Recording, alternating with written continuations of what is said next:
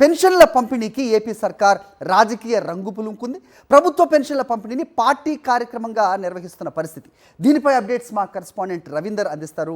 రవీందర్, చెప్పండి. వాలంటీర్ల వ్యవస్థ ఉంటుంది అని ఒకసారి చెప్పారు, తర్వాత ఉంటుందో లేదో తెలియదు అన్నారు. మొత్తానికి పెన్షన్ల పంపిణీ కార్యక్రమం రానే వచ్చింది. జూలై 1 ఇవాళ పెన్షన్ల పంపిణీ కార్యక్రమం జరుగుతుంది. కానీ పార్టీ కార్యకర్తలు దీంట్లో పాలు పంచుకుంటున్న పరిస్థితి ఎలా చూడాలి? ఏ విధమైన పరిస్థితులు ప్రస్తుతం కనిపిస్తున్నాయి? ఏంటి మీ దగ్గర ఇన్పుట్స్?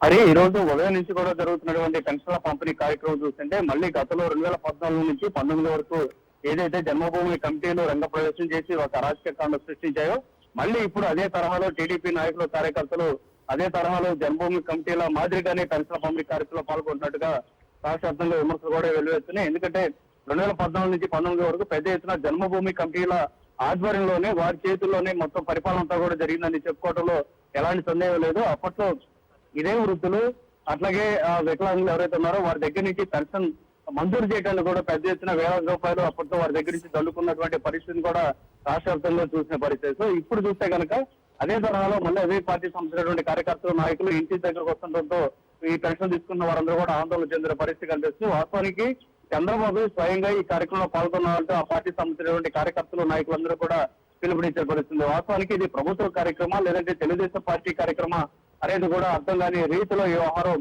ఈ రోజు ఉదయం నుంచి జరుగుతుండటంతో రాష్ట్ర వ్యాప్తంగా కూడా విమర్శలు అయితే వెల్లువెత్తున్నాయి. ముఖ్యంగా గతంలో పరిపాలన జగన్ పరిపాలన చూస్తే కనుక ఇప్పటికే దాదాపు 85 నుంచి 90% మొత్తం పెన్షన్ల పంపిణీ కార్యక్రమం కూడా పూర్తి అయ్యేది. అంటే వాలంటీర్లు దాదాపు 2,20,000 మంది వాలంటీర్లు ఉదయాన్నే